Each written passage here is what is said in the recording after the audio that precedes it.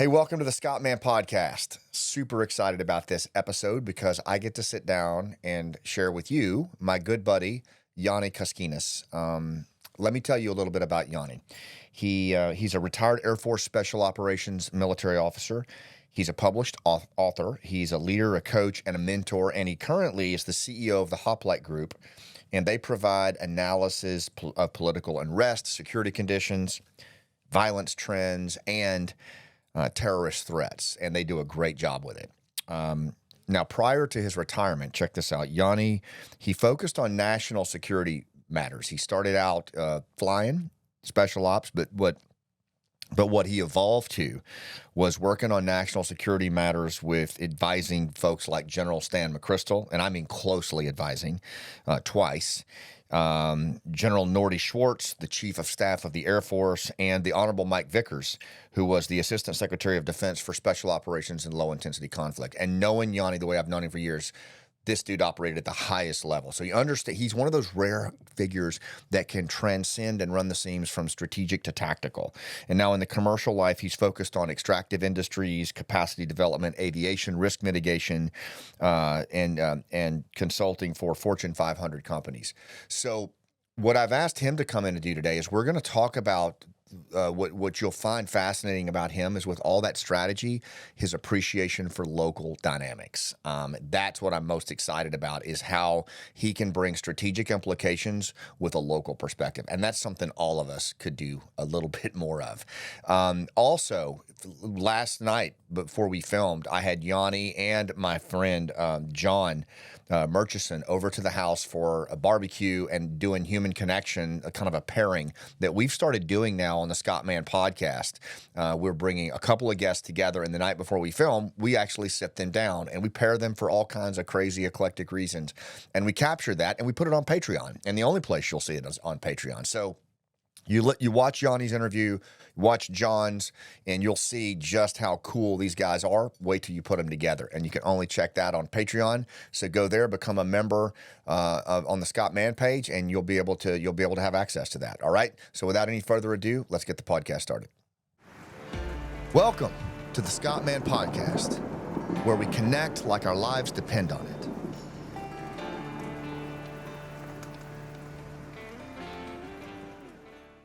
All right, hey everybody, welcome to the Scott Mann Podcast. This is one I have been looking forward to for a long time because I get the opportunity to sit down with an old friend. I never know exactly how to say that. I don't mean old as in old, but you kind of are. Yeah, I think it's both old friends and old. Yeah, and we were just kind of reminiscing about that last night over dinner, and so I'm really, really honored to have my buddy Gianni with me today, and we're going to be diving into a range of directions here. But Gianni, your experience at a local level in Afghanistan. I mean, let's just. I almost want to just kind of go. I want to start with something that's kind of a hard conversation, and then I'm going to kind of pull us back from it, and we're gonna kind of go the direction of how you got to that point, right? Okay. So, but there's a lot going on right now with the Trump administration's immigration policy and Afghanistan and an evacuation that has really been going on for like 4 years now. Right. And I'm noticing that a lot of our veterans are really, who have been involved in this, or a lot of the volunteers, they're really struggling with it. And it's a very contentious topic. Yeah. I mean, you've seen it, I've seen it. Yeah, absolutely. You've got a really interesting position on this because not only have you lived in Afghanistan, but also just as a strategic thinker.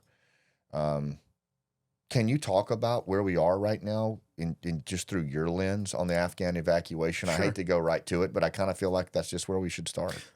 It's part of the problem is that because there's not been any sort of central, I don't know, like leadership direction on that. It's all been grassroots. We all have developed our own solution. Yeah. Right. Yeah. So mine was in some ways a real struggle to deal with a solution. I had the immediate problem that I had about 140 families that I needed to get out. Yeah. and those were people that worked for me. Yeah. And not just worked for me, but that some of them I knew they could take care of themselves. Yeah. Some of them I knew they were at real risk. And then some of them were just lost because they identified with my company and, they got vetted. Yeah. The greatest harm was the fact that when Kabul fell, all the records of who worked with us and specifically, the vetted people fell right into, Haqqani hands. Right. And so, it's one of those moves that I have my 1 meter target. Yeah. Is let me get those guys out. And I utterly failed during the evacuation at the airport. Failed. Yeah, Couldn't same. get. I got one person out. Right. And it was terrible feeling. Yeah. And also terrible feeling because I had just left. And you Right? say just left. You're I talking left on days. the 13th. I left The collapse was on the 15th. Yeah. You left on the 13th. Yeah, and there were no airplanes going out long after I left. I think I was Right. either 2 or 3 airplanes, and that's it. Yeah. But I had as pathetic as it sounds, you're outside and you're texting and you're dealing with circumstances that you're when Abbey Gate happened, I had finally made a breakthrough. Yeah. I had finally made a breakthrough to get my guys to Eastgate. So you're talking about the suicide bomber. Right. And so I wake up and I'm like, okay, the team's going to Eastgate. We have them on a list. Everybody has a list, right? But this one was like literally vetted list. And then I find out, I get a text and they're like, hey, we're all set. We're at the gate. I'm like, great. How's Eastgate? No, Eastgate is closed. We're at Abbey Gate.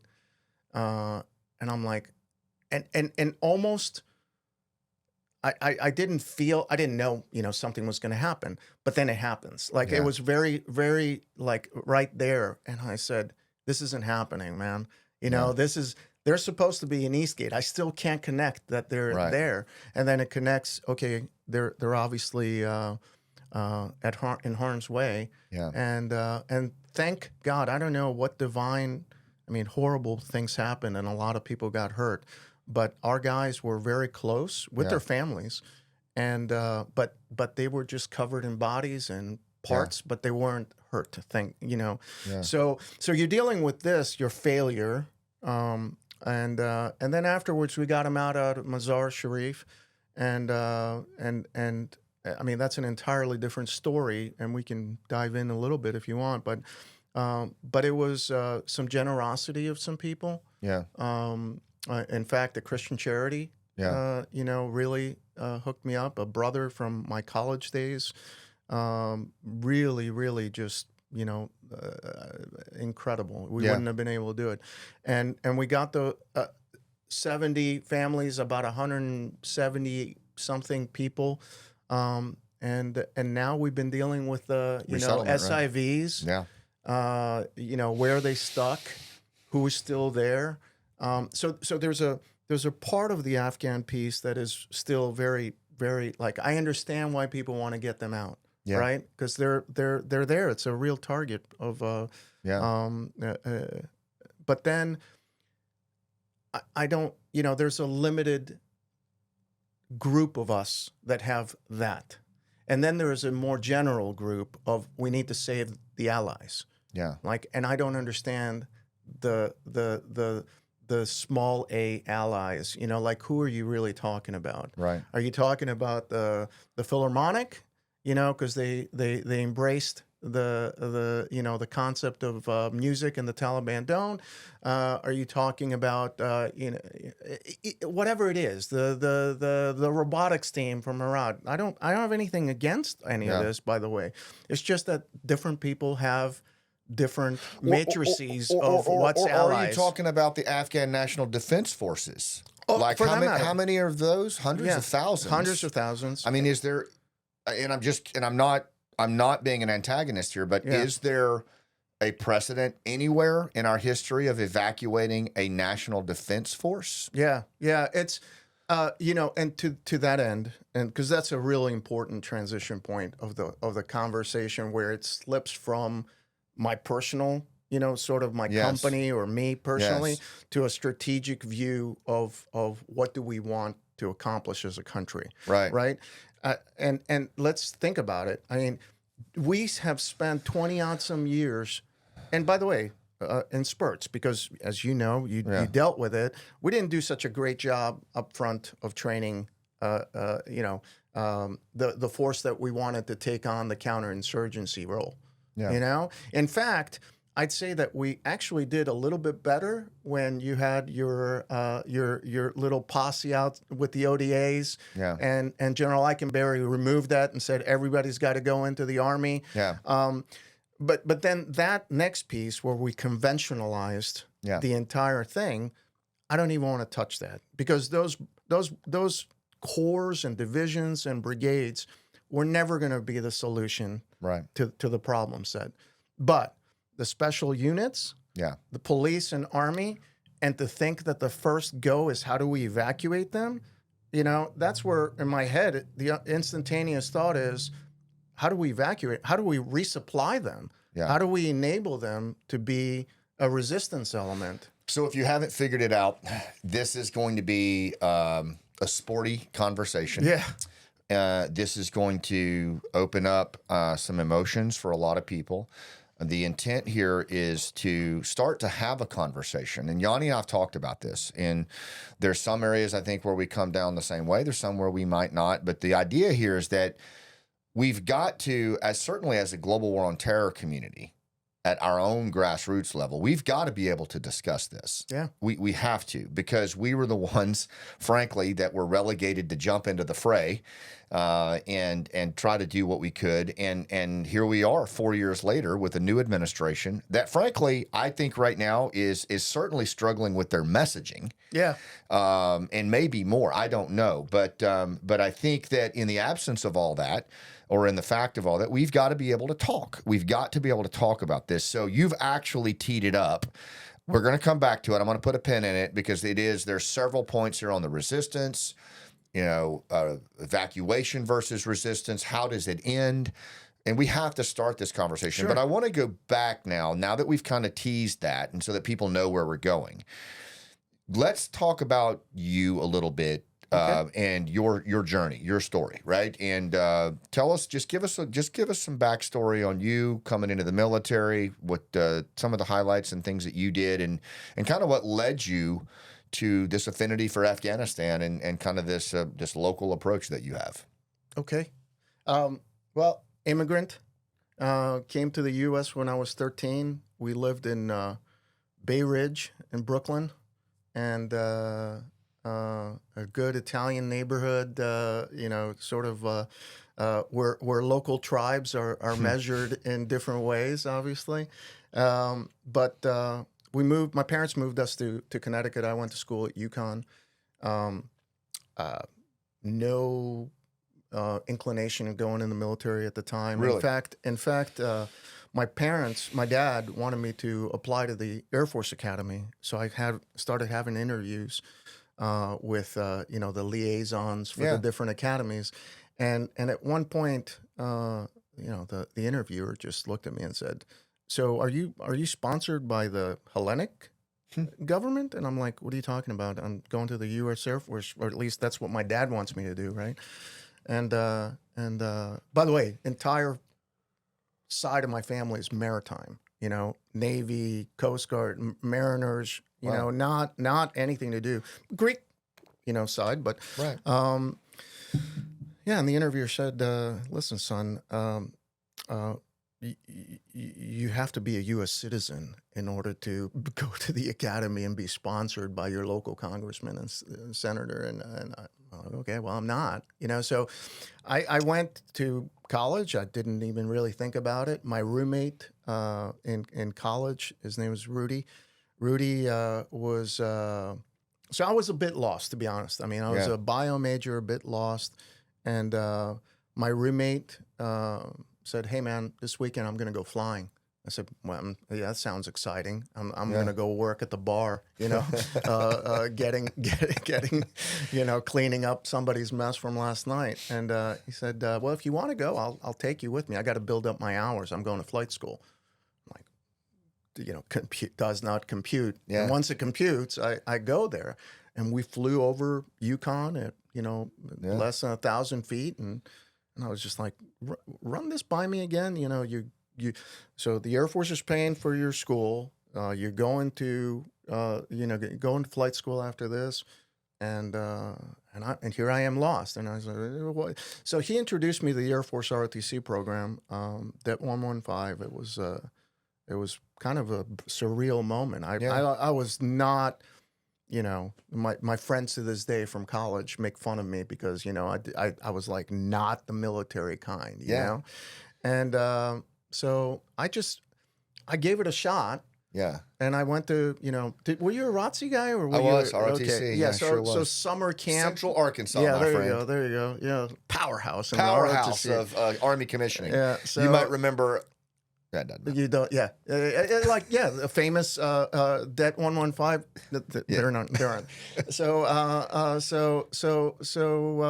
I went to summer camp and I got a scholarship. I mean, my grades sucked. Yeah. And I got a scholarship, and the rest, I went to flight school, and navigator, graduated, did well enough that I had my pick of the flights of the aircraft that you can get.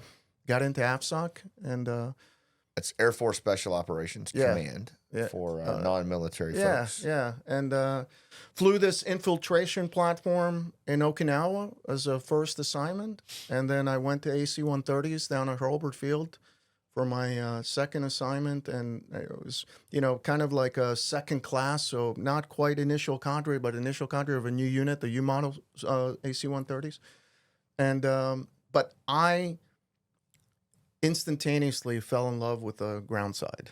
I wasn't, I love flying. Yeah. That was not, I love being an officer. Yeah. I didn't necessarily, I associated that profession. Right. And I love the different entities. What time frame was that when you went from the infill platform to the gunship? So yeah, I was in Okinawa for 92 to 95. Okay, so pre 9/11. Yeah, and in 93 and a half or so, I became the liaison, the Air Force, the AFSOC liaison to the first Special Forces battalion. So that was your first exposure with Green Berets and ground guys. Exactly. And that's where you started to develop kind of an affinity for that type of work on the ground. Yeah, and the support.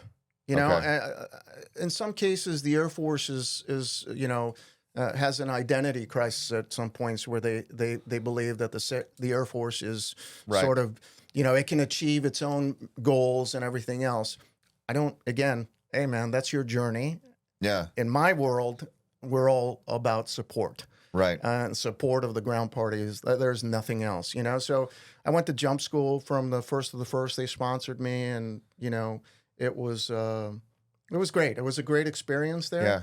But then to go to an AC-130 where that is 100% your mission set and the mindset. I mean, those guys were still, we had some. In Okinawa, we still had some Vietnam guys. Yeah. But by the time I went to the gunship, those were, there were still mentors around there. Sure. But for the most part, Grenada, Haiti, Panama. Right. The brain set there is just almost safety wired to ground troop engagement. So that's how I got into that.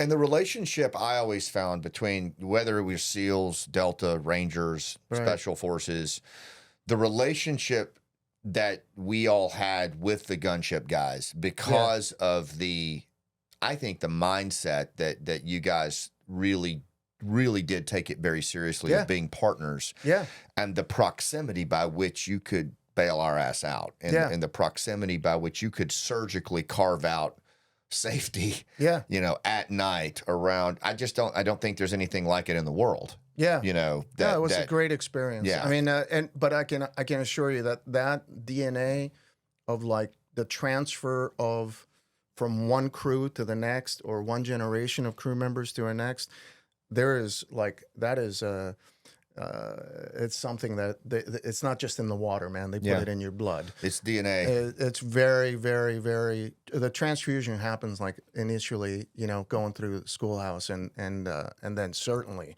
God forbid you're like, oh, we got to go home. I'm sorry, what? Like there's a gunner with a wrench that's coming around the corner to club you on the head because you're the new guy that just said something stupid. So. But then, that was primarily to 95, it was all whites off, right? The SF community and special forces. I have to stop using acronyms, stop using the words, So, but then, when I went to Hurlburt, I became the special missions guy for Fort Bragg. And so, So this was your introduction into the counterterrorism world and the kind of higher tier units and that type of work. Yeah, and that I stuck with that till the end of my days. You did. In fact, that's just a lot. So that was when you started to really immerse yourself in a very specialized component of the special operations community. And a lot of people don't realize that the counterterrorism component of special operations, is a very small, focused group of folks. And you spent a lot of time there. Yeah. And the good thing about, good or bad, whatever it is, I was very lucky in my engagements at Fort Bragg. Yeah. And from the places that it puts you in, that I rarely did anything Air Force-y. Yeah. It was all like not what you would have. Right. I mean, there were people at the units that they would have to kind of like do a double take on your name tag, and on the other side we're like, wait a minute, you're Air Force? Because it's just it didn't register. We were once you get past that initial measuring contest, like you all of a sudden it's just you're another Joe on a mission. It doesn't, and so it was a real.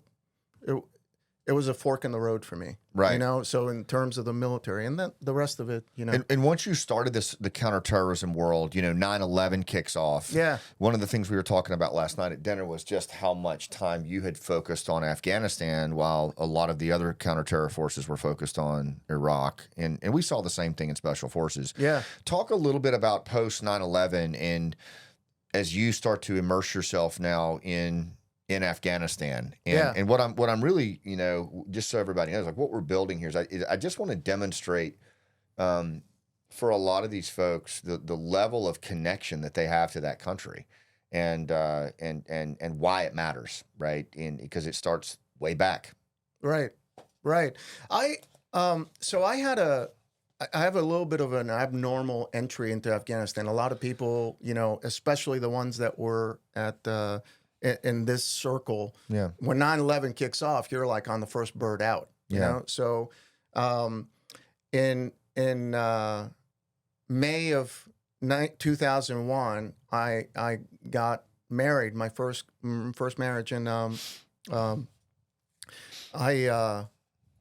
had asked to get an assignment out of Hurlburt Field. I wanted to go to SOCUR. Just how many exercises, just how many deployments, just how many this. I needed a break. Yeah. And so I was the aide de camp for JSOC to General Canavan, and General Canavan loved the man to death. Just a real talk about old school Vietnam era like guys, like the Bargewells, the Canavans. So he said, hey, I'm the commander, I'm the deputy at UCOM. Why don't you come to you? So I just put in my name. I didn't really think too much of it. And the assignment system works in mysterious ways. But I thought the natural fit was SOCUR, the special ops units in Europe. And, that wasn't the cards. The assignment process spits out Greece. to go to Greece in 2001. So July 2001, I arrived in Greece. Wow. So I'm going to work, Yeah. in the morning of or in the September 11th, not thinking anything. Yeah. And in the afternoon, I emerged from a underground facility to see the guard post with, the TV playing the second towers, plane, the first plane going into the towers. And I'm like, okay. So after, because there isn't enough time to tell you like how much that brain, kicks into overdrive, but I'm like, I got to get there. Right. Everybody there who's a conventional Air Force person or military, they're like, what are you talking about? I'm like, I got to get there. Like, where do I sign? Can I get a waiver for me being here? I don't want to be here anymore. You can take this assignment and stuff it. I don't care. Just get me out of there. So the fastest way out of there was to go to staff college. Okay. Believe it or not. And I went to staff college, and then I went to the SAMS equivalent, the special, the strategist school for the Air Force called SAS. And so I didn't get to the war until 2004. Okay. And initially it was Iraq. Yeah. And I was working the air strategy for the Combined Air Operations Center for Iraq because I had just gone to the strategy school, right? So they send me there. But there was something about Afghanistan, that was, that was the original sin, 9/11, it was. So I started studying. I started immersing myself, even if I couldn't get there fast enough. But in 2005 was when I finally made it there. Okay. 2005, deploying to Bagram first, in the Plywood Palace for anybody who had worked the soft mission in Afghanistan. And I never left, and so you deployed 2005 as you were in the counterterrorism unit. Yep. Really specializing in surgical strike. Right throughout the country. Well, if you remember back at the day of 2005, there wasn't that much surgical strikes throughout the country. Right. And if you're in the counterterrorism side, you're looking for Taliban senior leadership or the guys. The guy in flowing robes. So there was a limited mission, limited resources, limited everything. But the looking was not limited. Right. And so I focused in on the looking part. What do you mean by that? Well, we worked with the intelligence services to get this thing, and I was a liaison to the station in Kabul for a little while, and I just I had some run-ins with the intelligence types in previous assignments, but I have to tell you, man. We all talk about veterans, and we talk about veterans in a way that you think uniform and you put on the clothes and this. There's an entire other side. I know know, but there's an entire other side of veterans, both in the clandestine services, but also in the peripheral intelligence enterprise. That they don't talk about it, and I just had such an incredible experience just being exposed to that world, because they were looking, and they were putting it on the line every day. It wasn't with stack of airplanes overhead. It wasn't with it's just an entirely different thing. I agree with you, man, and I think that and they don't seek credit, but I've even started to kind of modify how I talk about that grouping is veterans, intelligence alumni. Or GWAT community, because you're right. And let's not forget. I dismiss what's going on today with all of the firings and layoffs, but the expeditionary diplomats and development officers and things that I met there were quite a few of them that went out there in some rough places, man. 100%. A whole of nation kind of service that a lot of people don't realize. You know, I remember a Department of Agriculture guy named Jim Green. That dude probably saw more combat than a lot of ground units. It's uncanny. Look, man, I'm an Air Force guy. I'm supposed to be, in a flight suit with a spoon in my pocket, worried about my next box lunch. Right. Okay. That's the persona that you kind of imagine if you're in the service and you think, I could tell you there weren't that many Air Force guys I was around that ever thought that. Yeah. And certainly I got myself in all sorts of situations like I'm talking about, that there is no Air Force recruiter that can draw that, Right. straight line from, hey, here's you enter and here's how you end up in, some safe house, some safe base somewhere. There's no line. So let's break it open, man. So you kept going back and forth to Afghanistan but with a CT focus, right? Yeah. And you talk a little bit about that and kind of how over time, because when I met you in 2010, right? And we were doing village stability operations at the time. Yeah. So for me, I had just kind of experienced an epiphany in that I'd been over there several times myself, and admittedly, I got a lot wrong.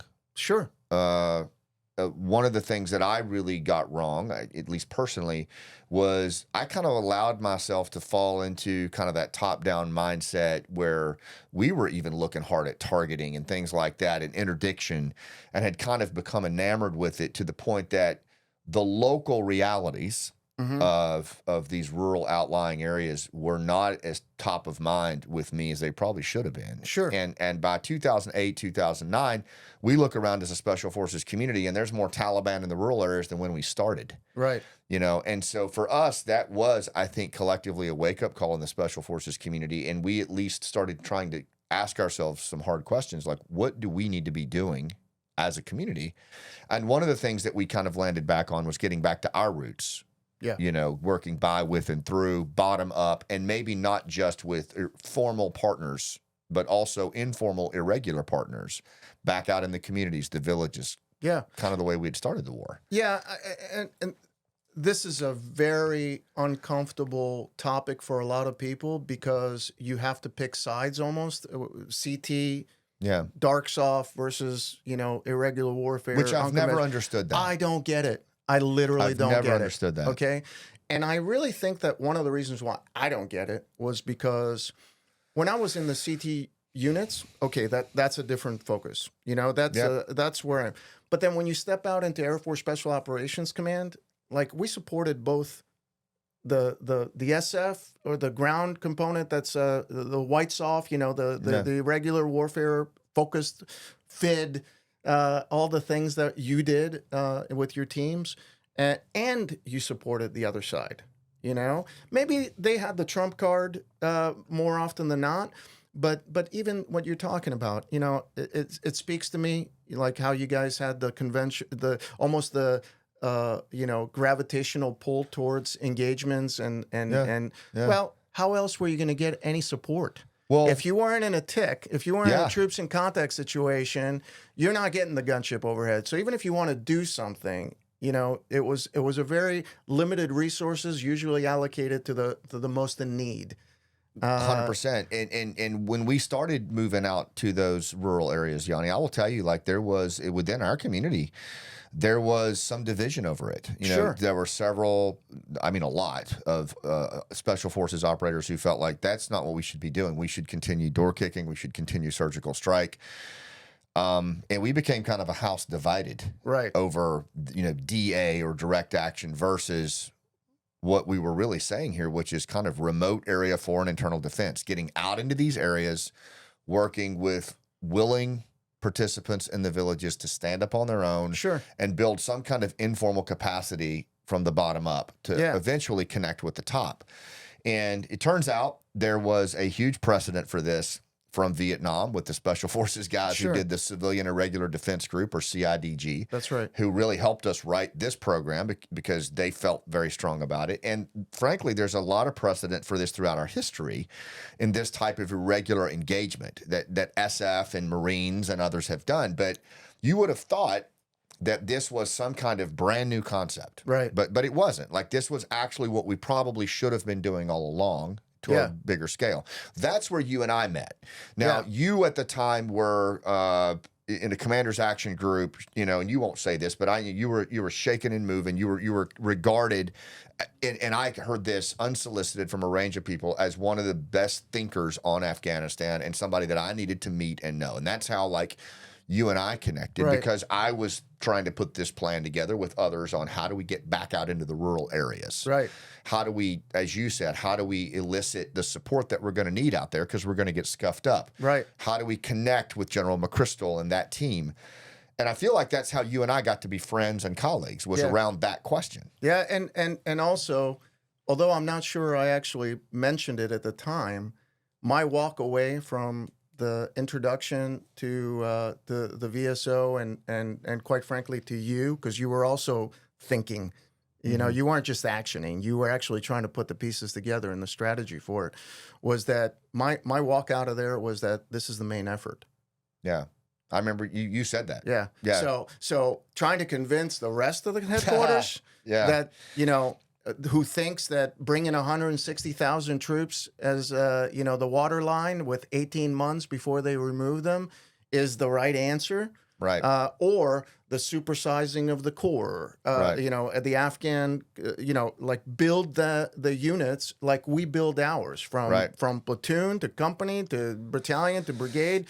Corps, division, corps is like stack it up that way. And they thought that this is the way to do it, and to come in and say, hey guys, that's the supporting effort. The main effort is, something like that. I was from planet Zorkon, that doesn't register. I remember the resistance that we faced on it and your advocacy for it. And as we got into these villages, we started, and again, as just a guy who was facilitating the emplacement of these teams and then going out there running the seams with them. And what would strike me, Yanni, like I can remember just anecdotally one particular village where the captain called me and we were running the Village Stability Coordination Center. It was literally it was a catalyst organization that would try to help find solutions to some of the problem sets the guys were facing out in these informal civil societies. Right. And so on one occasion, for example, the captain called me. He was a farm boy from South Georgia, and he was like, you got to get out here and see this. So I went out there, and they had just tilled the fields, and these young Afghan men were killing the earthworms with their thumbs. They were down on their knees killing the earthworms. And, the team leader and one of his NCOs are just standing there, and I'm looking, I'm like, what? Because I grew up around farming, and I'm like, what are they doing? And he's like, damn if I know, but they swear these things eat the crops. And I'm like, I'm pretty sure that's not true. And we need to figure out what's happening here. So we ended up bringing out the Department of Agriculture extension agent of all things. And he spent weeks with these guys. And what he found in engagement and conversation was that the preponderance of these young men had spent their life in Peshawar. They had never been around farming, agricultural management, grazing, flock management, water management was all passed down orally. So all of your informal civil society mechanisms had been broken when the Soviets came in and these guys were pushed out of their communities. So there was no passing down of knowledge, right? And so things that we took for granted when they were walking back to the villages and we're reporting these metrics of all's good, the reality was there was a whole break in the informal civil society. And so my point here is just after a month or two of Jim working with these guys and showing them the role that earthworms play in, the restoration of the soil, they started to have a yield. And you started to see them starting to resolve some of their own problem sets and less of an inclination to let the Taliban do that or to feel like they were beholden to the Taliban. And frankly, and to us. Yeah. You know what I mean? There was more of an autonomy that looked more like what they had, pre-Soviet. Now, it was small, but the point here was it was only then that I started to go, fuck.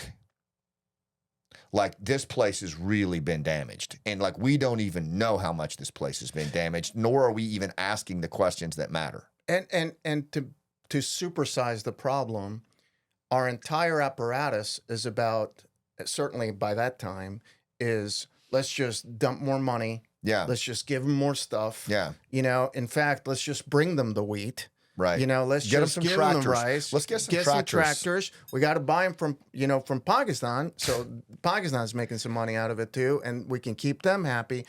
And you forget, that teach them how to fish. Yeah. Or in this case, teach them how to farm. Yeah. And they will be able to do something beyond. Right. That's where we missed There's an example of this. After I got out, I went into mining of all things, and so I was doing this corporate social responsibility survey where this mining company was going to go into a portion of Afghanistan, in Herat specifically, for a project that was coming up for bid. Yeah. It was a copper project, and so I'm going out there, no cat card, no gun. Nobody's coming to get me, like your motto. Nobody's coming for, and the only like safety gear that I had was the fact that Ismail Khan, the guy from had provided me a driver, and I think that the explanation, that the half English, half Dari explanation from the driver was that you remind him of his son. Wow. Who was killed long before. Anyway, so I go out there and I'm like, okay, I have my checklist. It's a schoolhouse, a hospital, blah blah blah blah blah. Go to the village and they're like, we want I'll never forget it, non-fruit bearing pistachio trees. That's what we want. If you come in here and you try to fix them, I'm like, what? Erosion problems, and we need firewood. And this thing grows fast, and within a few years, we can have a supply that we're cutting every year, and we can have this. And in my head, I'm thinking, how many schools we built, how many roads we built. I wonder if anybody had ever asked them, right, what do you want? Right. And so, and by the way, do it in a way that they didn't see me as money bags. Right. They saw me as somebody who came from Ismail Khan. Yeah. So they're actually, there's like a little bit of truth telling because you don't have the big machine with you. Right. So that's one of the things that we never got. But you said something that I think it was when we were on the phone the other day about just almost the silliness of a bunch of, Americans in a planning cell, whiteboarding the campaign for Afghanistan. Yeah. Yeah. From And- inside the base. And most of them had never spent a day outside walking. And if I'm being completely candid, like even as an SF guy, I had in previous deployments, I had gotten out and done things, not to the degree that some of my brothers on the teams did, but even that, like until you were actually immersed in the community, until you were actually spending time locally and actually trying to see the pictures in the head of the other party, did you really like have an appreciation for the local realities? No, and look, Scott, you and I have maybe we wore different little patches on, but we walked and we have the same mindset. Maybe not even walk the same fields, but certainly the same mindset. So I'll throw this out there as a concept, right? Yeah. So I think as Americans, we have great intentions. Yeah. Okay. Maybe the world doubts us sometimes, but I believe we have good intentions. I don't think any of our brothers and sisters have ever gone out there to do what we've done thinking that we have bad intentions. Okay. So I believe that to my core. But our understanding of the environment that we're going in just sucks. It sucks. Okay. So let me throw a vignette your way. Okay. I'm in Afghanistan now. Nobody. I'm a nobody. I'm living at Ahmed's uncle's house, Masood's house. I have a room, just a room. Big company guy, right? Big American dude. I'm divorced. I've lost a lot of stuff. I put out. I gave my ex everything as I should to look after our kids, but I'm out of a job and the guy's just putting me up, right? Mm-hmm. So I'm just focused on understanding at that point. I know I'll have a reset. I'm not, I know I'll get back up. I've never worried about that. But at that point, I'm just literally trying to understand. I don't have a job, so I don't have a particular thing that I need to do. So I befriend somebody who was a Hizb Islami legacy. You know, he was from the days of fighting the Russians, and one of the major entities that fought them was Hizb Islami, and the son of this commander. I befriend him, so we start talking. The guy is a gem of a human being, an educator, a doctor, medical doctor, gem of a human being. I love him. I won't mention his name just because he's still in harm's way. But he tells me, innocently, I don't understand you Americans. You hunt us down, all this other stuff. But, if you only listen to us, we'd be able to tell you something. And I said, okay, tell me.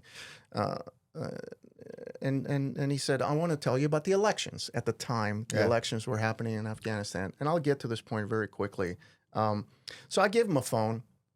I have a phone. I said, hey, man, if you got something with elections, just call me. Nobody else is using this phone. I don't want you to use this phone for anybody else except just to talk to me. I mean, this is basic connections, right? Very archaic, but it works, right? Yeah. So he starts calling me, but it's from another number. I'm like, buddy, I told you I'm not going to pick this up, right? And then he calls me up again and again and again. Fast forward 2 or 3 days, he calls me from the real phone, and then he tells me, man, I had such great information on the elections. And I said, okay, all right, but you didn't call the phone. He goes, no, what are you talking about? I went to Pakistan. I talked to some people, and they had some interesting information about how Pakistan is playing into the elections and all this other stuff. And, so I naturally asked my driver to go down to the neighboring province in Parwan and grab a farmer from one of our people, grab a farmer's phone. And since I was in Pakistan, I was dialing you from that number. And all I could think about is that poor farmer. Yeah. If he only knew, that if I had picked up, his phone is probably registered from Pakistan, passing information to another phone. He's in trouble. Yeah. So even our targeting was screwed up. Yeah. That's my point.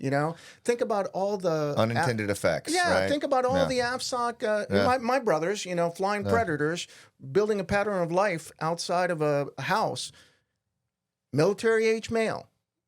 Do you know that guy is carrying why is he carrying? So many people have guns. Yeah. You think that because he's carrying a gun, he's a bad guy? So then you think, Gianni, there's been almost a general dismissal. Like it seems to me has happened after Vietnam. It happened after the 20-year war in Afghanistan. It's like, well, there's this epiphany. Okay, well, then we shouldn't be doing this. We have no business doing nation building. We have no business doing counterinsurgency. Right. It doesn't work. We need to focus on near-peer threats. Sure. Forget the fact that the near-peer threats are in Afghanistan now, exploding minerals and everything else. Right. But there's now this argument that you're right. We got that wrong. We shouldn't be doing this. And so one of the things that I feel strongly about is that the unfortunate casualty in all of this is the dismissal of going local, the dismissal that there are certain organizations, there are certain outfits that, because of the way terror groups, for example, they set up shop in at-risk, under-governed areas. That is their safe haven, and then that allows them, like rural areas in Afghanistan, to train, to recruit, to prepare, to launch, to project from those areas. And so, yes, you can disrupt with surgical strike, and that does have an effect. But you can also, as we've seen throughout this decades, you can, if there are resilient communities in those areas, they can truly serve as an antibody to bad actors. It's first of all, you're absolutely right, and the phase that you're describing, and you name the SOF doctrine. Yeah. Okay. Whether it's UW, whether it's just general SOF, you're talking about operation of the environment, right? Yeah.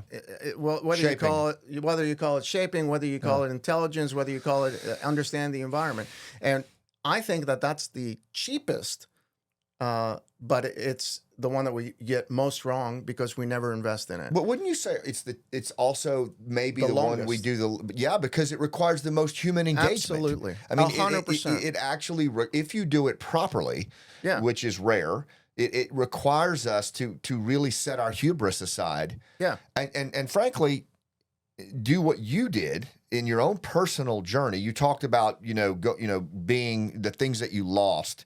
There was a major shift in your life. For sure. That happened. Yeah. Where you had been around surgical strike in Afghanistan your whole life. Right. Direct action. Yeah. And there's a realization that you have as things start to happen to you personally. Tell us about that. Like, in other words, you moved into a local perspective where you lived it. Yeah. And I think you and I have talked a little bit about this. When I got out of the military, I had a little bit of a crisis in faith. Okay. It wasn't crisis in faith in religion. It was crisis in faith in what we were doing. And your identity and your journey, right? I mean, how many people could we possibly kill more? Because look, if you're in CT, you can think of it in terms of, rescue or whatever. But at the end of the day, you're very kinetic, and you're in the business of putting some bad dudes either in jail or gone, and very most good at of it gone. And by the way, you're at the top of your game as you're having this epiphany. Right. Yeah. I mean, I am what in the Air Force community is like, okay, you're going to senior service school, you're gonna go be a group commander, you got your joint jobs, you got your OSD jobs, you're on the ascent. You could obviously derail on an instant, but you're on the ascent. But to me, I just could not face myself that I'm yet another guy that's just leaving the mission. Yeah. Now, that's completely absurd. I mean, you just go into another mission, right? You're going to focus on Africa or you're going to focus on this.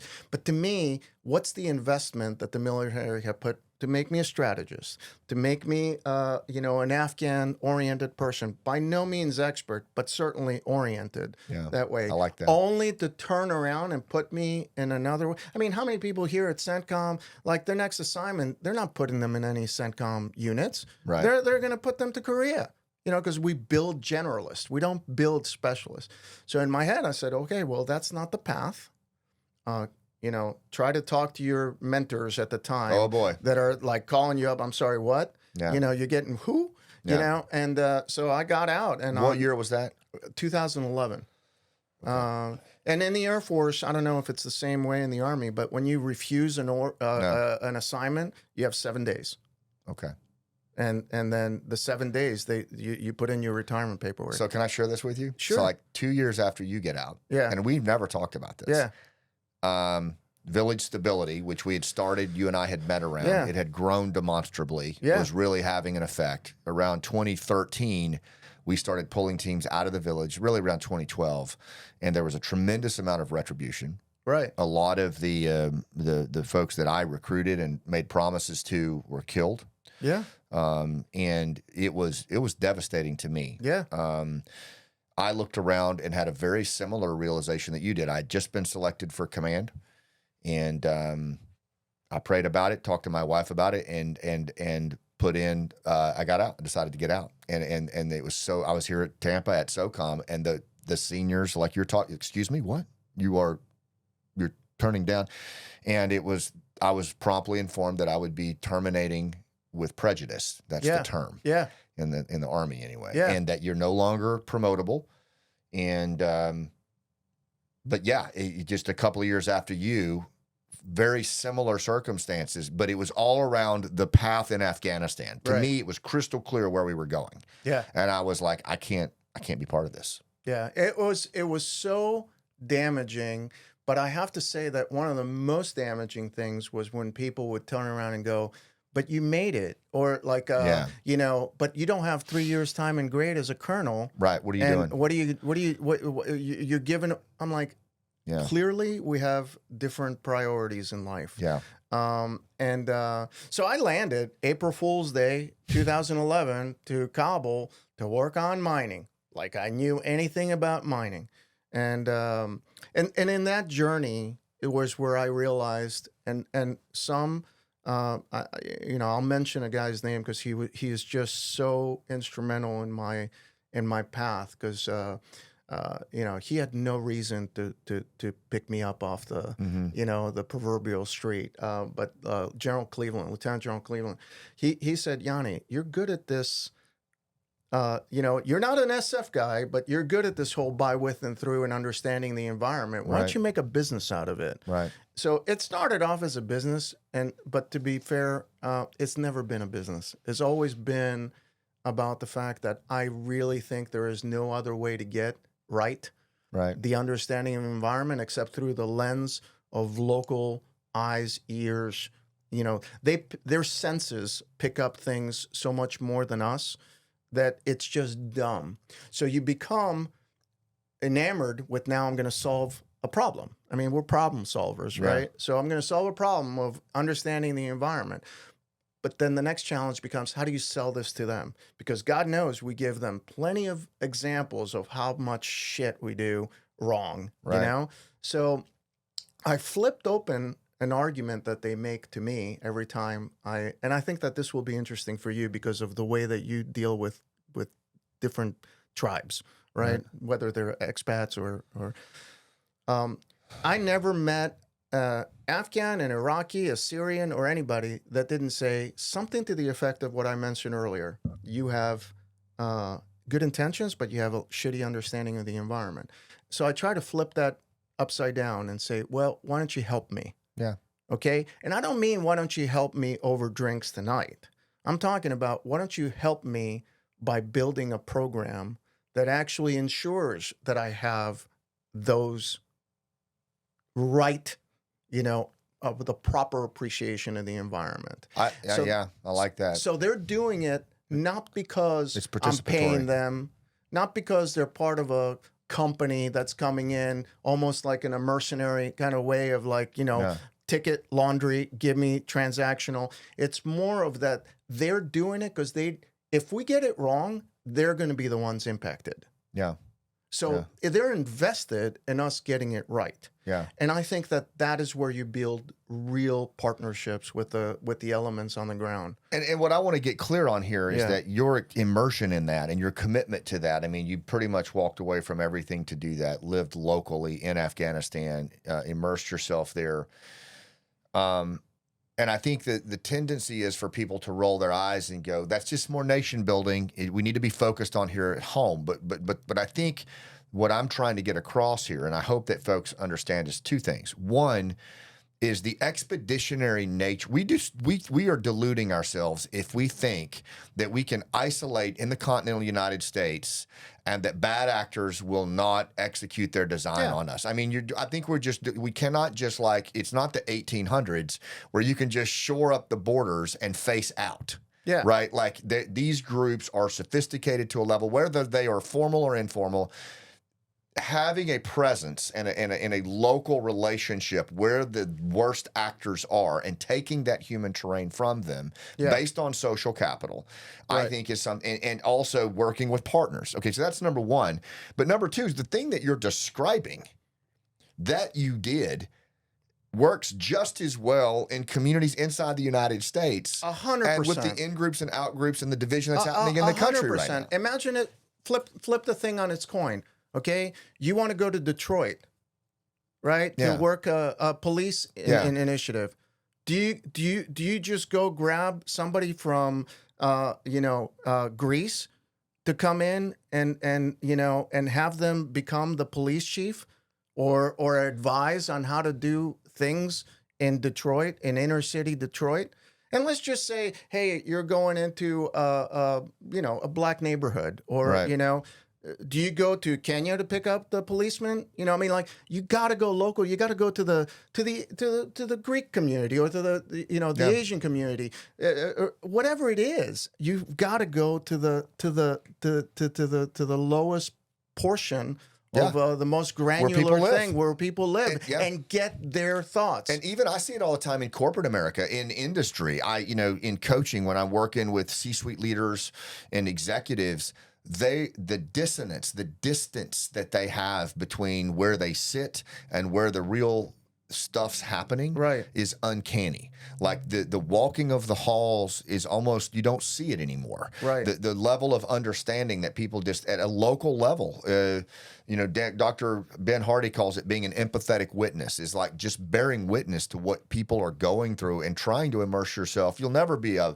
member of that community, but as you said, you can be oriented, Right. being a guest, at least having an appreciation Right. for what's local. Think about it this way.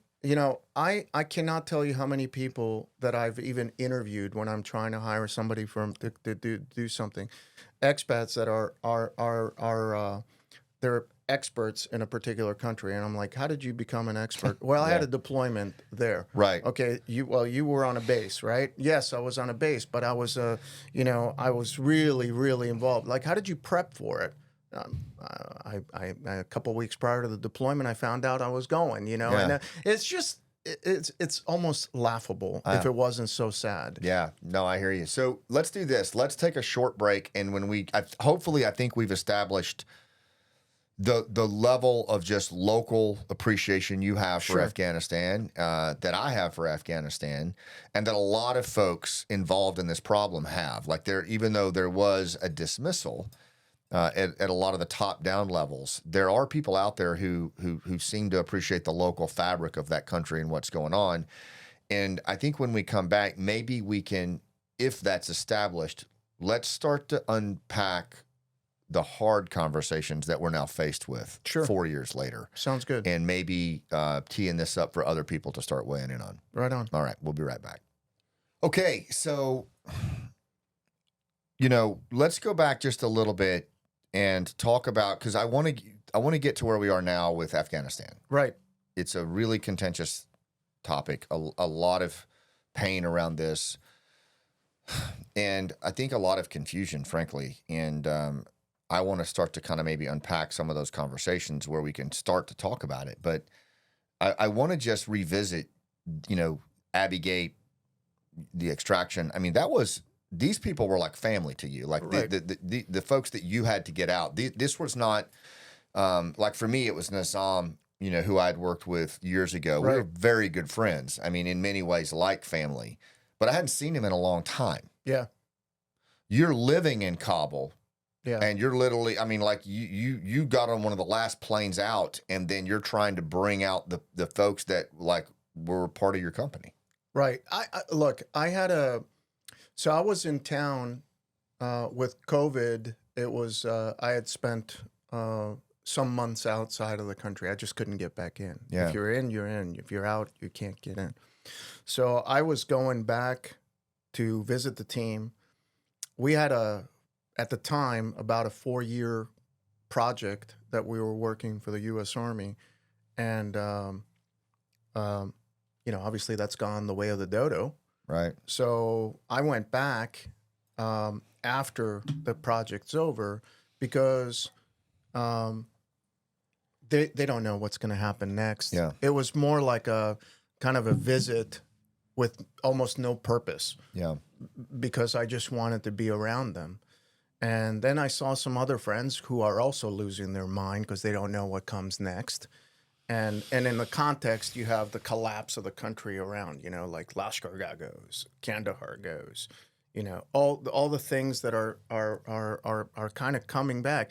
But everybody's like, but Kabul isn't going to go, I'm like, okay, I'm not sure about that. In fact, I mentioned to you offline that there were some people I was meeting that I'm like, what's your plan? Right. What's your resistance plan? Not what is what's going to happen, because everybody's like, the U.S. is going to do X. I'm like, okay, forget the U.S. Yeah. If the U.S. does nothing, what are you going to do? And that's the thing, that we had built such almost a dependency of like, what comes next is whatever we say comes next, and I think that obviously that they paid dearly for that error, but yeah, I heard that the evacuation was happening the next day. I had my plan and my ticket. I wouldn't have been able to get a ticket. Yeah.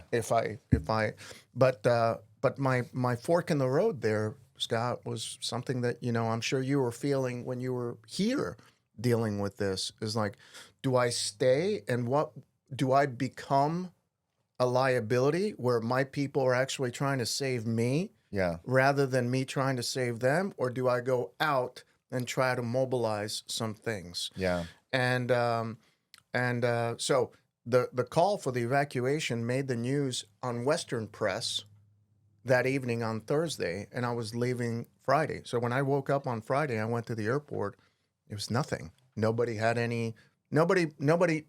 a clue that what's about to happen. And so for me, as soon as I got on that plane, I'm already working. How do I figure this thing out? But it was just soul crushing, to be honest. It was, and for so many of our folks, volunteers who jumped into the fray, it just soul crushing. I think was, some got people out, we got a few people out, but like you said, so many more didn't, and there were folks killed in the process. There were little ones crushed in the crowd. It was just, there was just the end to that 20-year campaign. And, all of us lost something in that war. I think you can't fight a war without losing something. Sure. But for it to end the way that it did, but you and I, there's a couple things that I want to dig into a little bit. And I think it's time now that we step back. Sure. And we try to have a conversation around a few things that just we have to talk about. And one of them is the resistance, right? So you and I both have an affinity for by, with, and through. Right. We've acknowledged that we have an affinity for local and certainly for, the irregular or unconventional approach right. to stabilizing rough areas through engagement with communities and kind of that local perspective. But there's another angle to unconventional warfare and to irregular warfare, and that's resistance. Like anytime you have a regime, right, in power that you don't want in power, one of the things that are available to you is some kind of resistance, some kind of way of pushing back. And, the thing that I just marvel at, and I my Christmas card list from Fort Bragg's gone way down since I've marveled out loud on this. And that's okay. But, I'm targeting this at the most senior leaders here. This has nothing to do with our ODAs or the teams, because I know they would have been in there in a centon. Right. But I am absolutely aghast that after 20 years of fighting in that country, that there was not at least one special forces detachment on the ground in the weeks leading up to the collapse. Yeah. How that could happen. Yeah. And I'm sorry, but I think that is straight up on flag officers and senior leaders. Like, you can control who's inside that country, or you can at least nominate. Yeah. You can stand on desks.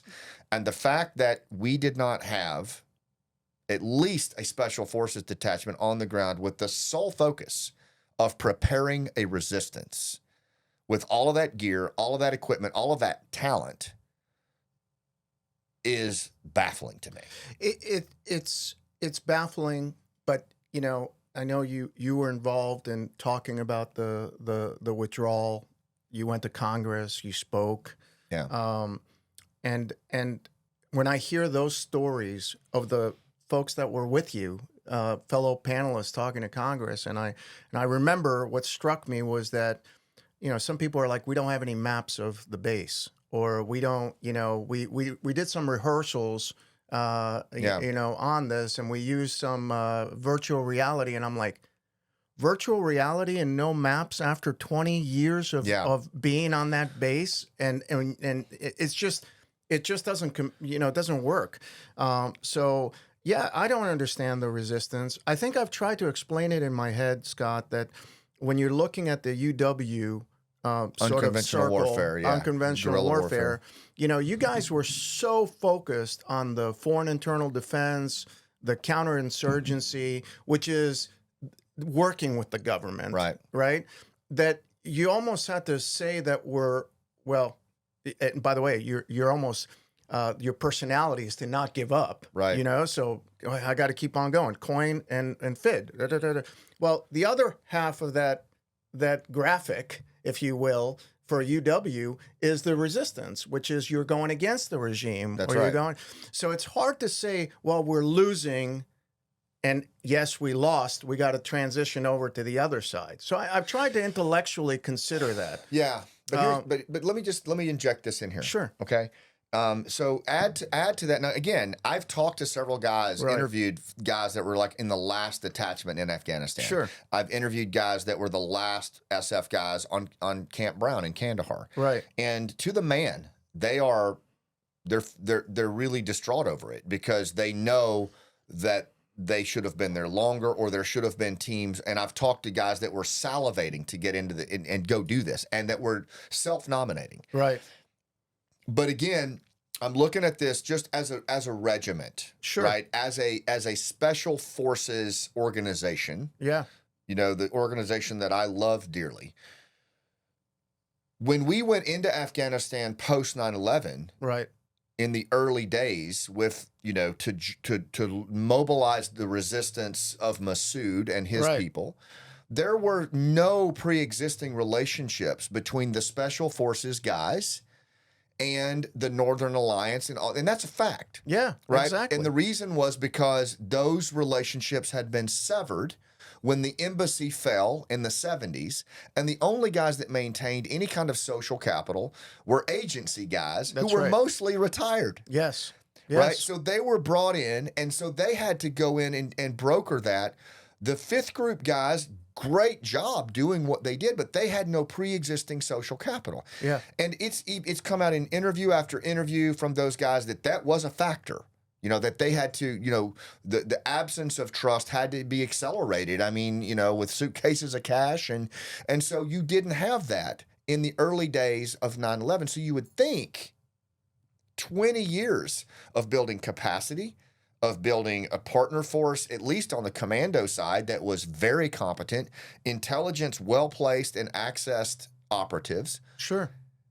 You would think that on that lesson learned, that at least we would say that's not happening again. That's right.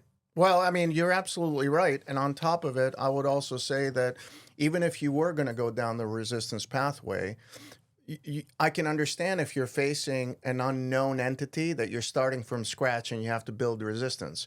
But you as you said, you've had 20 years to build all those things, and you have trained resistance. You just have to activate it. You have to create the mechanisms.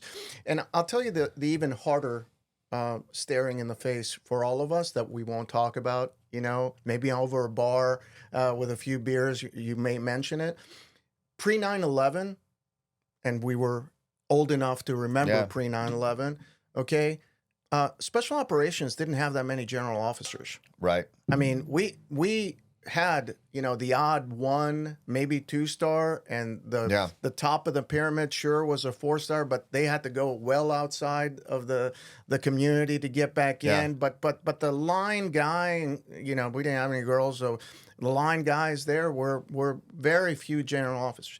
You can't swing a dead cat without hitting a general officer now. Right. The 20-odd-some years, man, we've done some serious we made it, as a community. So for them to not all step up and go, hey, time out. I mean, even from a lessons learned, right? How could we have let this thing go down? But there hasn't been one that I've seen do this. Yeah. Like not one. And again, in doing the play, engaging in a very informal way and talking to special ops veterans around the country, not just Green Berets. A very large number of them are like, where were the generals? Yeah. Where were the admirals throwing their stars on the table? Or at least in what we're talking about right now, where are the senior officers stepping forward and saying, look, guys, okay, we need to own this one. Yeah. We need to own this one as a regiment. We did not secure a resistance on the way out the door. Now, what does that mean when we go back in? And right? we will. And we will.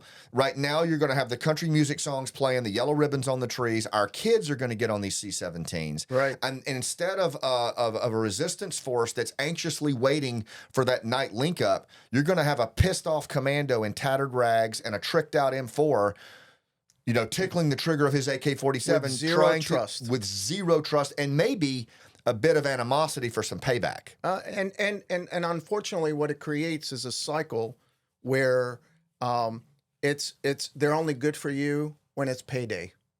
You know, like that's right. It's all transactional. It's all transactional. There's no social capital. No. You want that? Okay, great. Here's be $2 million. suitcase. Yeah. And frankly, that's what we saw in the first time when we went in. Right. Was that, you know, and so what we've done is we've not only did we miss it, right? And we've missed a massive opportunity right now for an economy of force in country that could frankly be an antibody to violent extremism.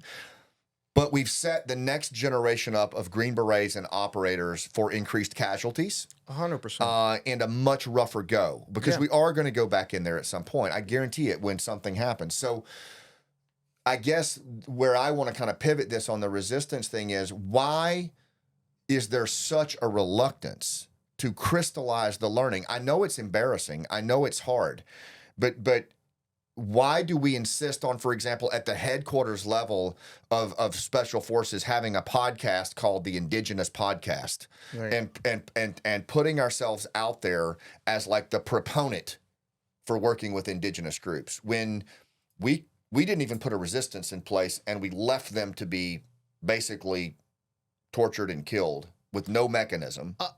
We've gone even worse, though, Scott. We've not just left them over there to be tortured and killed. We told them that success, and this is where you and I may differ somewhat, is that we've told them that success is escape, not resistance. You know, success is like, let's get them to the UK, let's get them to Albania, let's get them to the US, let's get them to work the baggage. Nothing against it at the airport. Nothing against, driving. Nothing against working in a restaurant. I've done it. If I tell my kids, there's never any, work. Work ethic is important. But we told them success is escape. And I'm not saying I disagree with you. I'm not, because you and I talked about this right before we started. I'm coming to terms with some things on this too. And I think a lot of us is that, I don't know the answer. I know that initially I know what I did was to rush into the fray as best I could and try to help my friends, you did. right? You did. I know that where I sit right now, almost 4 years later, I'm looking at this problem set and I'm conflicted. I've got friends who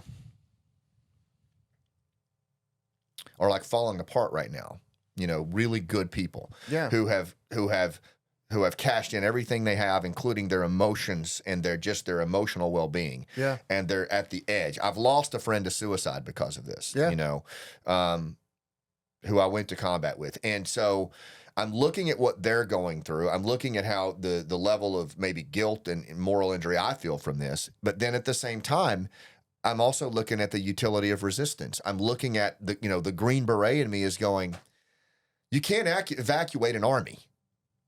You can't. As well-intended as you want to be, you can't evacuate the National Defense Force. Right. And if you do, you have pulled all the talent out of that country. And as you said, you've relegated the other 98% of the country to whatever comes their way. Yeah. And think about because it's near simultaneous times, right? Fall of Afghanistan and Ukraine happens only, 6 months later, right? Not even 6 months.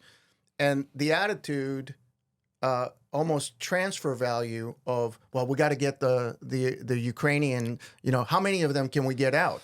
Yeah. Instead, the message from Ukraine, for the most part, although Europe took some Ukrainians, we took some Ukrainians. I mean, the notion that Ukraine SIVs, or the equivalent of the immigration visas, were going ahead of Afghans. I mean, that to me was mind blowing. Or the fact that they didn't have to pay, but the Afghans did. Again, what are you doing? I mean, this is some real scary considerations. But Ukraine said, I don't want to take it out. I want more ammo. Yeah. And I know that those guys that we worked with in Afghanistan, if there was a hint of just one of you guys like do something. Is there a government in exile right now? No. Not at all. Is there a political movement? Yeah, okay, there's some desperate groups out there doing that. Is there a resistance? What, throwing a hand grenade in a police station is not resistance, you know? Well, and you know, and I know that for a resistance to really do what it needs external support. It needs external support. And there has not even been political support for, in my opinion, for any resistance efforts. And there are a few, as you said, I think viable resistance efforts out there if they had some kind of even just political support to get going. But this brings me to another question: is why in God's name are we not engaging the resistance and instead engaging the Taliban and the Haqqani network as legitimate partners in foreign policy? So first of all, the people that were engaging the Taliban were also the people, the Haqqanis were also the people that thought, you know, I can change him. You know, it's almost like a bizarre world where you're like, you know, I think I can get this is the father of suicide bombing in Afghanistan. I'm going to get him to moderate his behavior. Yeah. You know, the New York Times in 2024 put an article about an interview with Haqqani, Siraj Haqqani, that literally in the title of it, it says, you know, this, you know, former foe, could he be the savior of Afghanistan, you know? Here's a guy who's got a 10 million bounty on him for suicide bombings in Kabul. A lot of them. Yeah. I mean, hundreds of people. And the suicide factory that was in Pakistan that was producing the suicide bombers, that's the guy. I mean, you could make the argument that he's the dude that migrated it into the country. Right. But all of it to say, to your point about political support, okay, my argument here is, by the way, please, I do not want anybody out there thinking that I don't embrace each person's, you know, pain and journey and commitment. Right. I mean, we had people that didn't have anything to do with Afghanistan that got, you know, like you said, cashed in stuff to do that. But when you're investing the political capital and goodwill of whatever's left of goodwill towards Afghanistan, towards the exit of the few, you're forgetting the many. And I think that the argument that needs to be considered is that however many million people, if you could get 2 million Afghans out, people would be like, see, we got the 2 million out. What about the other 98%? Right. You know, or in this particular case, the 30 plus million. And what I also fear is that when we go back, we're going to go to the same scumbags. Yep. That just are looking for the cash harm. out. Yeah. And we're going to use the same interlocutors. Yes, the same. You know what I mean? My terms. Yeah. And so I guess if anyone from the new administration is watching this, you know, my hope here is that we can start to have an informed conversation, I think, between the policymakers and the leaders, but also members from the global war on terror community who, to their credit, right, you know, history will judge this, but they stepped in at a time when the government stepped back, you know, and they stepped in because of honor and relationships and with good intentions. And now we're at a place where 4 years later, we really have some hard questions in front of us. And if we're not careful, the emotions are going to derail this, and we're not going to arrive at answers that are in the best interest of the country. How does this end? In other words, I've talked to folks in the volunteer groups, and I'm going to probably get some hate on this topic because of the fact that it does question the evacuation and who gets in, who doesn't, how long does it last, and how does it end? I mean, how do you know, I was asking you this last night, if you've got some of these wonderful people who are just trying to, you know, reunite families, who are trying to get highly targeted guys out of the country that just cannot even come up for air. Right. You know, how do these individuals that have spent everything on them and given everything, how do they hang up the phone? They can't. And I don't think that that's where we aim the conversation. I agree. It doesn't have to be an either or. I don't support the idea of just abandoning people, or if that's your meaning, then please continue to do it. It's important. It's your soul that you're playing They're in with. duress. Right? They're in duress. Yeah. And quite frankly, they have found their purpose. I applaud that. Yeah. I don't want it to be an either or. I'm just saying that, can we please just also have this other conversation? Right. Because some of this is also, our faults are like, okay, it's going to be more money. I don't know if that's what certainly in this administration, you can look at the last one, the total waste of money. You have highlighted that we were still paying the Taliban millions of dollars for what? I don't know what. Is it guilt money? Is it keep it from blowing up money? Is it I have no idea. The people that were actually handling those accounts diplomatically. I mean, seriously, man, we're not talking about C team people. We're talking about the D&E and FP, team people. And so there's no leadership that's applying any intellectual capital on this. Right. And that's the problem I have is we got to spend less and think more. Yeah. Okay. And then on top of it, if you go like strategy wise, if you go back to the Peloponnesian War and you look at the Syracuse, if any nerd is out there thinking about this, think about the Spartans didn't send an army to help Syracuse. They sent a general because you can rally troops. You were going with a 12-man team to go do big things. Right. I have your pen. You do big things, right? I mean, you don't need that many people. You don't need to send the thousands if you send the right few.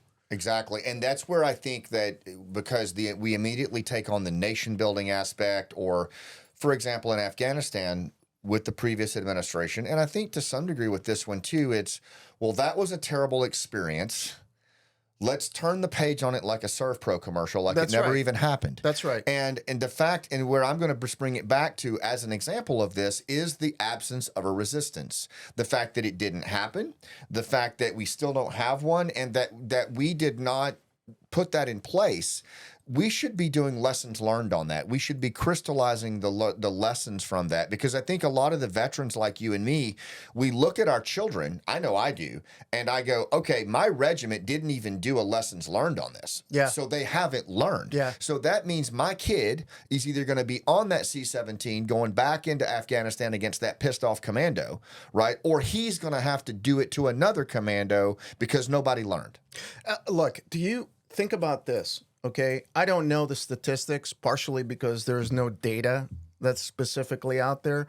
But let's just say that we train a whole bunch of dudes, okay? And those people were hard. I mean, the people that you trained, I mean, they were ready to go for a fight. I mean, if the Afghans can do something, I know they dropped weapons and got on airplanes and but they fight. Yeah. They know how to do that. It's in their DNA. When you're looking at that, how many of them are going to go fight in Russia? How many of them are going to go fight with the IRGC in Syria? Yeah. Not anymore, because Syria's out of there, but there are a lot of Afghans and Pakistani Shia that are going to go do certain things.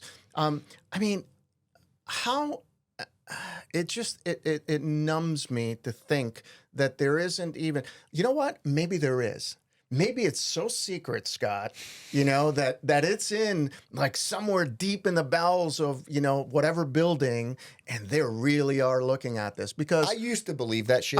But I don't believe it. But at the end of it, does it make sense? I mean, think about all the O plans and all the other things that we have that will never materialize. You hope they never do. Right. Okay. But at least you have a plan. Bro. Nothing.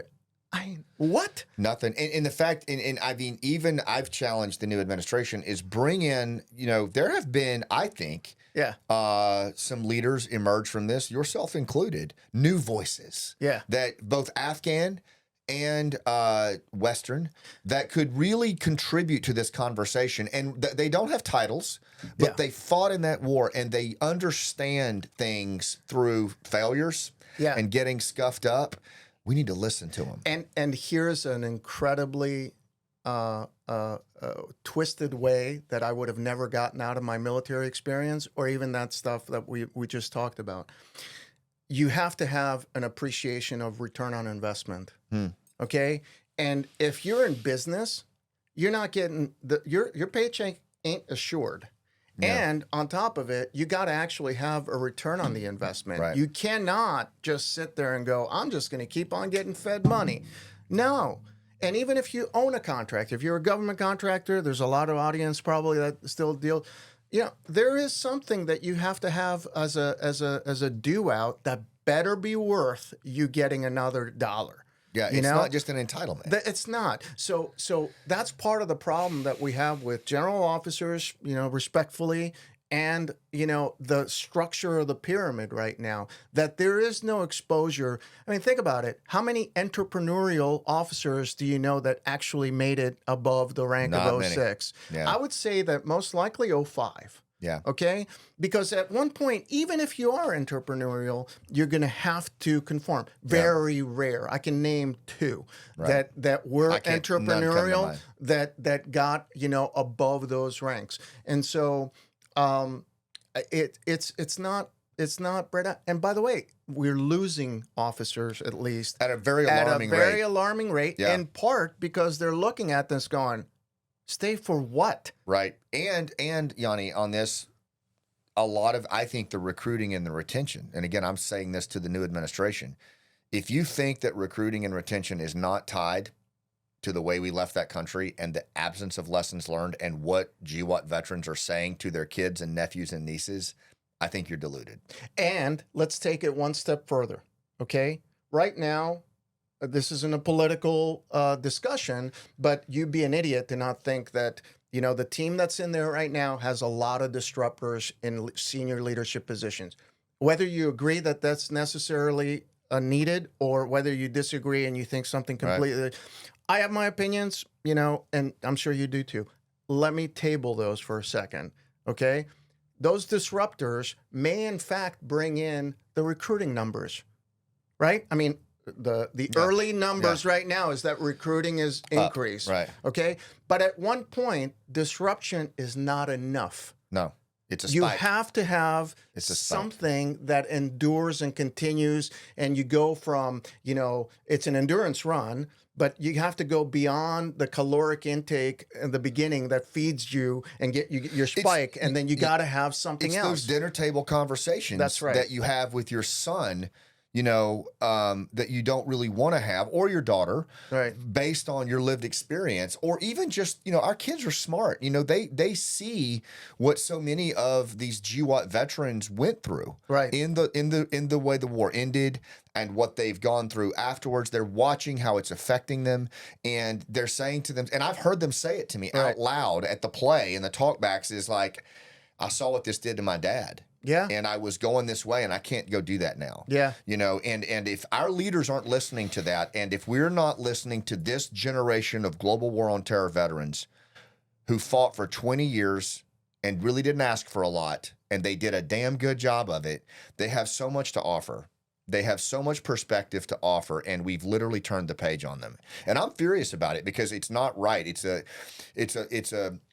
It's almost a repeat of what we did to the Vietnam generation. Except it wasn't 20 years. And now you have a much bigger enterprise. And by the way, in Vietnam, they didn't have the internet. They didn't have a cell phone that can connect you with the world. So part of it is amplified. Right. That pain is amplified because you're not just going into, I'm going to phone a friend on a landline. Yeah. You're damaged, and you have all this stimuli that are coming at you from the social media and everything else. From it. Kill videos over your phone. You cannot get away from it. No. And so I want to use this to kind of come to our last question here, because I believe that the GWAT generation not only offers insights into how to think about this problem, but I also think that they potentially could play a role in the manifestation of something else that we have yet to talk about. And I don't know where you and I come down on this, but I firmly believe that there is another impending attack on the homeland. I do. I believe that in my heart. And, I recently spoke to a gathering of the Special Forces Association at their annual conference, and there were about 700 of these dudes, from Vietnam all the way to current, a lot of GWAT guys in the audience. And I said, how many of you think there's another terror attack on the homeland in the next 18 months? every hand went up, and these are guys that I've known and trusted for years. And it really struck me because it was a bit of hesitation. And some of that is based on a gut feel and looking at the common sense of it. Mm-hmm. But there's, I have my own connections residual in that country as well that I feel are very well placed and very well informed. And they are telling me some explicit information that even if 25% of it's right, eclipses 9/11/2001. Right. And for me, I know what it felt like you on that day when, I saw what happened and they achieved strategic surprise on us. And I said to myself, that's not happening again, and I still feel that way. So I'm wondering, where do you come down on this? I admittedly, I don't focus so much on the homeland consideration. It's just not where my orientation is. Yeah. But I will say this, that purely from just an intellectual standpoint, I think that we've reduced the sensors that can tell us what's happening out there. Yeah. When you left Afghanistan and you didn't leave any No stay-behind argument there. devices, and I'm not talking technical. I'm talking about the people. We're setting ourselves up for failure. The next place that we're going to walk away from, because there's a tendency to walk away from, we're not going to have any stay behind devices. We're gonna leave behind. You go to any conversation, any conference that you go through in our tribes, the SOCOM tribes. Yeah. Okay, you go to any of them. What's the first thing they talk about is technical. You know, and then when you go to the next level, it's technical to assist an analyst to do X or Y, or an operator to do X or Y, and that operator over the horizon. For over the horizon, never to engage with that target there. So I think that whatever is going to happen to our homeland is going to be a surprise. In no small part because we don't have the sensors out there. I think that's well said. And to be clear, I feel like, and I think I'm speaking for a lot of us, not all of us that are involved in the homeland discussion. I don't want to be. Yeah. We were talking about this last night over dinner. I'm ready to, I would much rather this conversation be what it was the first half, where we were talking about going local and how we can bring that home. And, for me, it's about restoration and storytelling and finding new things to help our kids get to better days. That's how I want to spend my life. I don't want to spend the rest. I left in 2013 like you left in 2011 for a reason. I don't want to be involved in homeland discussions. But one of the things that I've been trying to say to the new administration is, whether we like it or not, a group of veterans mostly and intelligence alumni found themselves on the phone with some very interesting cats. Who were on the payroll for some very interesting cats. And now this twilight zone of a relationship exists where there's reciprocity and engagement between once formerly highly vetted sources and operatives with access and placement are now talking to people that don't even, like me, have a clearance anymore. And there needs to be some kind of whole of nation, whole of community, private public engagement to get this shit off my Mac and iPhone. And Scott, here's the greatest perhaps irony of all this is that we have always thought, for the majority of my career, we have thought, or at least I've dealt with, that the more classified something is, the more important it is. Right? The compartmentalization of something. I mean, it wasn't just top secret. It was compartmented. It was this, so that's really important. It's got to be good. It's got to be good, right? And now we have publicly available information that, so you're slaying that sacred cow of classification as the top notch. Not to say that there isn't stuff that needs to be classified. And I can tell you, if there's something you want to get me worked up about, is let's talk about people that breach that trust. It's terrible. It drives me absolutely batty. But the other part is that there is publicly available information that is seen through the lenses of those local dudes that you're talking about. And by the way, it costs not even a rounding error on a rounding error of a rounding error of the coffee bill of some of these big programs that we're dealing with. and nobody's touching it. Well, and there's no even pipeline to get it in. But this is really important, man, because like I agree with you. And so the other piece of this that I think has got to happen, whether we go back into Afghanistan or not, whether we keep dealing with the Taliban or not, the fact of the matter is you have relationships with guys that are very relevant to a potential resistance. Right. I have relationships with guys, and a lot of responsible warfighters saw the abandonment happen, and they thought, that dude's important. I better keep him on the phone. And they did. They nurtured that relationship. They kept, in some cases, kept that individual alive. Yeah. And the fact of the matter is, whether we like it or not, HUMINT and resistance is going to be a part of what we do in the future in that region. And the difference between pre 9/11 and now is we have, even though many have been killed, we have residual 20-year relationships and assets that have been kept warm by responsible GWAT veterans, whether they were just doing it out of a humanitarian reason or they actually saw the utility in it. Yeah. The fact of the matter is, we've got to somehow get to the IC, the Department of Defense, and get past the hubris and the eye rolls and say, no, this shit really is on my Mac and it really is on my iPhone and I don't want it there. Yeah. And it should be probably in the classified realm, but right now it's not because y'all left it. Yeah. So how do we responsibly hand it back to you? Yeah. I think that there is... I saw a statistic, and the joke goes, that 87% of statistics lie. So I don't know anymore. You see it online. To me, you got to show me the mark. I don't believe statistics or even when somebody says, hey, there's 21 terror groups. Fantastic. Why? Because the UN said so. Right. I mean, when you were in country. The UN said, oh, yeah, well, that's got to be right. Right. I mean, like, there are some things because they had access to certain aspects of the communities that they were engaging with that they're like, that's interesting. But for the most part, to talk to me about how many terror groups out there.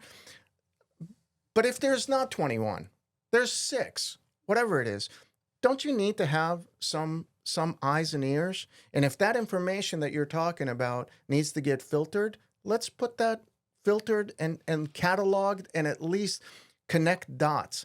That's the thing. If I had ever an advice for any analyst is that the stronger the analyst is, the better the patterns that they recognize. I agree. But I guess what worries me is that, like, how is this migration going to happen? I mean, it's in my engagements with formal members of the intelligence community and DOD, there's like this dismissal of what happened over the last 4 years. And I've personally seen what a lot of these volunteers have in terms of their relationships and data. And it's like, oh my God, like this needs to be in the hands. And when I look at the threat picture of what the government has right now on the homeland and the threat picture of what some of these volunteers have, I think, damn, like, even if there's just a disparity there, like, that's a competing point of view I want to have. But you're looking at it from an objective practitioner that actually values opposing opinions. Yeah. Okay? I want to be challenged. Yeah. I don't want any yes people. I want to be challenged. But you better bring some receipts when you're going to come up with a challenge, right? Yeah. But what you're talking about this, what I fear is that whether it's this administration or the next administration or the previous one, is that they only want to listen to one point. Yeah. Mr. President, you're absolutely right. We should have gotten out of Afghanistan. It didn't matter. It was the right time. We couldn't have possibly known that it was going to go to shit. Right. I mean, those hearings afterwards and the, where people in the administration are talking about that, I'm like, please tell me that I'm watching, like is somebody punking me? Yeah. Because this is like somebody's watching for Gianni to lose his shit, and so intellectually I have a problem with this. Yeah. These aren't sound arguments. What you're talking about isn't cosmic. It's basic facts. Yeah. We got to pay attention. We got to keep the eye on the ball. Or otherwise, it's coming. It's coming. Well, look, man, what did we not... Man, we covered a lot of ground. What did we not hit that just rolling this thing to a conclusion, is there anything that's on your heart based on what we've talked about with the local dynamics with Afghanistan that you want to put out there as we close? Look, I haven't thought about this. I mean, what a great question, but I haven't thought about it in this context. If there's a kind of a final sort of go away, is that you have found your purpose in life, right? And you're probably still wandering your way through it, but all of us are finding our way through it. Enduring service matters. Yeah, it does. And I hope that people that are transitioning out of the military right now, or the security service or whatever, I hope that they don't just sit there and go, I've been told I can make a lot of money. You can do good and you can do well. And ideally it's both, but don't forget that what you have is service in your blood. Don't let it go, man. Yeah. Find whatever. That's why I said very specifically, I do not want the haters to come out. Well, you said that I shouldn't be bringing people. Dude, that's what speaks to you. Yeah, man. Right? And do it. I encourage it. I support it. It's just at least have the open mind. That's right. That somebody else has another journey in front of them. Yeah. And their journey is perhaps slightly different. Yeah. No right or wrong. And it's a wicked problem that we need to be able to discuss as peers. Right? Yeah, I mean, absolutely, find multiple man. Embrace solutions. the conversation. And I think as we close, I just want to thank you for all the years that I've known you. You're one of the guys, and I mean this, like, regardless of where you were in the ladder, you never forgot where you came from. Like, you were always grounded. You always modeled what it meant to not just be a leader, but to be a friend and somebody that's just like doing the right thing when nobody's looking. You did that when Kabul collapsed.